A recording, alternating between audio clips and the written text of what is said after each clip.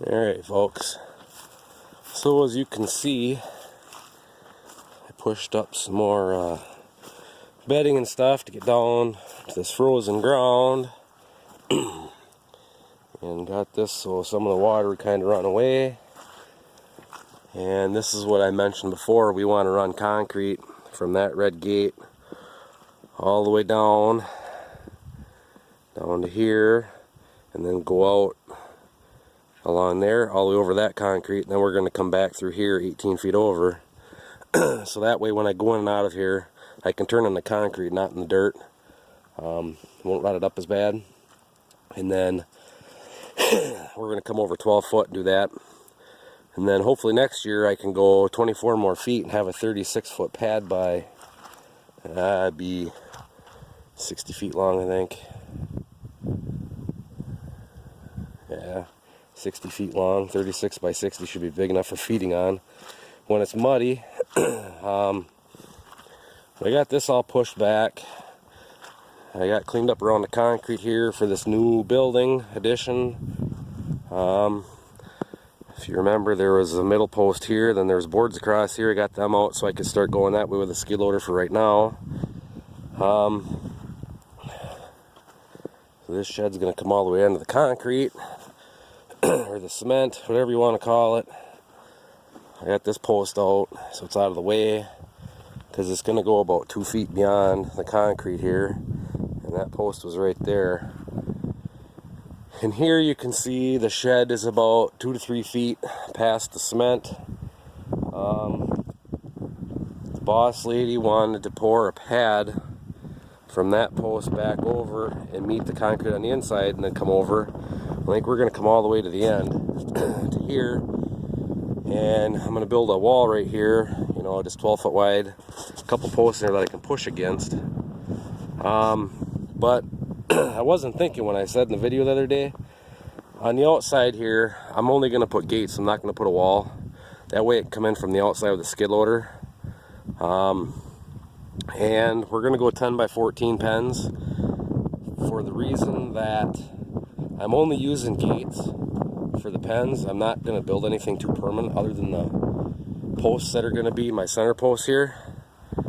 So really, if I have 3 10-foot gates and then 2 14-foot in the middle and 3 10-foot gates out here, really I could just take one of these 14-footers out and move the other 14 in the center and have 2 15 by 14-foot pens.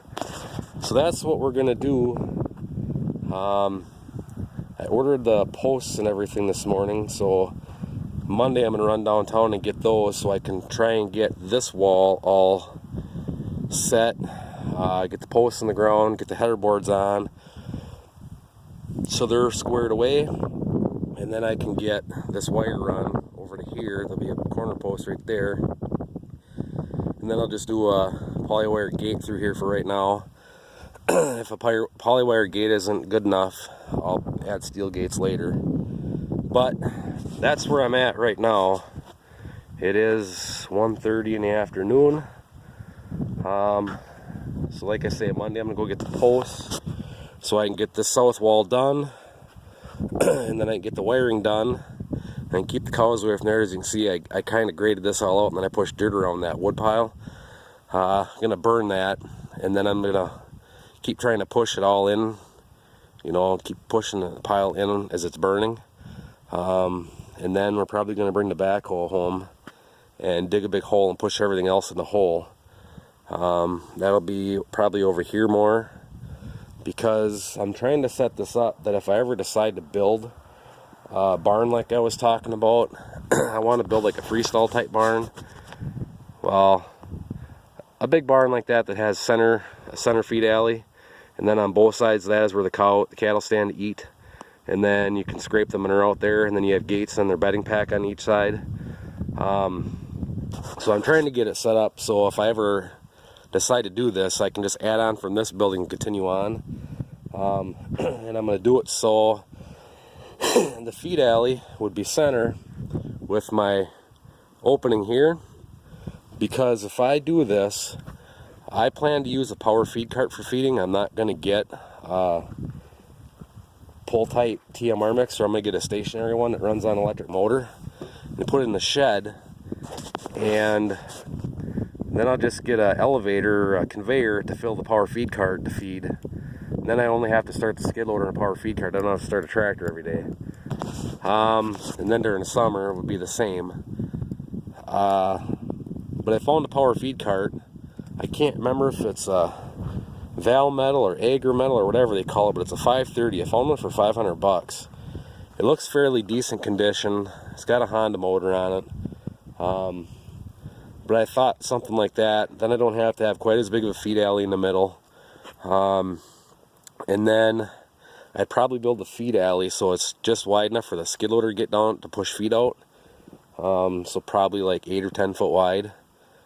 And then if I build it at that end, I would just put a concrete lot at the very end for an outside area for them to be on or whatever when it's muddy. And then the steers, obviously, if I build a building like that, the steers are going to be finished.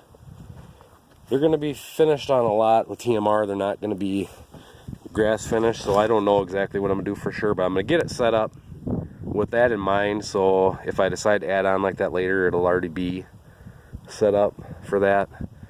So anyways, this is where I'm sitting right now. We're going to go 10 by 14 foot pens, and like I say, if it's an issue, I'll take one of the gates out, split it in half, and I basically have two 14 by 15 foot pens. The other thing, these gates that are going to be in dividing, I can take them out and make this a 14 by 30 foot pen. So there's buddy Logan, he is trying to talk me into raising goats or whatever. Well, if I pour the pad on the outside for cleaning and everything, it wouldn't be very hard to build a little area out there for goats or pigs or whatever. I could always raise in here too. So that's kind of what I come up with, and the reason I determined that was after I posted the video last night. If you see that yellow crap right there, that is my old calving pen, Sioux calving pen, and that is 10 foot by 10 foot. Actually, I think it was 10 by 12, but I ended up using a lot of that to build my chute in here. I used two of the gates for the chute, and then I used two side panels and those two gates for the alley in the front. I didn't think about it till after I posted it. So 10 by 12 is how big that was. So I would think 10 by 14s are going to be big enough. And like I say, if they're not, I could take one of them gates out, center the other one, and have two bigger pens. And that might be what I'm going to do. I don't know for sure. We'll see. I'm going to set it up for 10 by 14s though. So that's where this is sitting. And then basically all I'm going to do is I'm going to take that steel back off and move it down to this end when I'm done. And then right here I'm going to put an 8 or a 10 foot wide door in. And then it'll be closed off all the way to the corner. And then this side here will be closed all the way back to the chute. And it'll probably be open just for the chute opening. And then everything else will be closed. And I'm probably going to put another door in on that side of the chute right here, or the alley right here, so I can open and close it. I have that gate there. I might take that gate down, move it over here, and then, just make a door that big, just so I can get out when we're working cattle. I do it by myself, so it's nice to be able to come out this way. And if you have cattle lined up in the alley, normally I can just walk past them, and they'll shoot forward, and then I can just come in behind them. But then the other thing, somebody said something about headlock or whatever in the pens. I don't intend to do that. What I plan to do is this section right. I don't know if I can just take those boards out and build a gate for here, or I'm going to come back to this post, pull that post out, and then build a gate this way that I can swing open like this. And then any one of these pens I can run the cow back up into that chute, because this chute was built from a calving pen, and it already has the gates on the bottom that pivot up to let a calf suck. So if I'm gonna make it so I can get them all back to this pen, or the chute if I have to, out of the calving pens. And the heifers that I put in here this year, that one that I had to pull, I just got her in here, and then that front gate swings open and goes into the doorway there, and I just run her around the front and come right back around into here and in. So it's possible to get them in there. Even if I left it like this, I could run them around the front and get back in there. But my plan was to put a gate in here, because I want to kind of redo this anyways, get rid of the wood. I want to make something steel, and then that corner I want to bring over a little bit tighter. And the reason I was thinking flat bar is because flat bar I can bend it fairly easily to make a curve. I don't know, some guys had mentioned sucker rod and stuff. I don't know much about that stuff, so 7/8 sucker rod and a torch though would, I could bend it to make it form a curve. But anyways, that's kind of the plan. This is where I'm sitting right now, and like I say, now you can kind of see the edges of the concrete more. And then once I get this stuff all set up, I don't know if I'm planning on taking the wire off the shed there and bringing it down to this corner, and then I'm probably going to set a new corner post here, come to here, then over to here for the horse. Obviously my power lead is right here, so I'll have to run a longer power lead, but that's nothing. But then the horse, what I can do is I can come in this gate, I can come in and scrape these all out, and then I can come down here, you know, push it, and then haul the manure out if I have to. So that's kind of what I have planned. That was one of the questions people had too. I was for getting into clean with the skid loader, and I wasn't really thinking when I made the video. I said something about putting a wall here, but I'm going to do the same as the horses area, but basically it's going to just be gates. So that's what I got planned. And I don't know if anybody else has any more suggestions for me or whatever. I'm going down to get the posts and most of the lumber on Monday, so I'm hoping next week to get these posts put in so I can get this wire done. I was hoping to get that pile pushed back more, but there's big concrete blocks in there and all kinds of stuff. That's a lot of stuff for the skid loader to push. I did get it pushed back about 4 or 5 feet. Worst comes to worst, my wire here is going to be at an angle, but I'll run it as close to that pile as I can, set that corner post. And next time it rains, we're going to try and burn that pile, and then just try and keep pushing it in, like I say, and make it as small as possible, and we're going to bury the rest of it. But anyways, that's how it's looking. It's coming along slowly but surely, and like I say, once I get those posts set, I'll take this overhead wire back down. I'll just cut it off back there so I still have power over to my electric gate for the steers, and that'll be that. And then the steers, we're going to pour this concrete along here, and the concrete they have stops right here, even with that red gate. We're hopefully, after they leave this fall, going to pour 12 more feet along there, all the way to the alley, and then fill in that little bit there.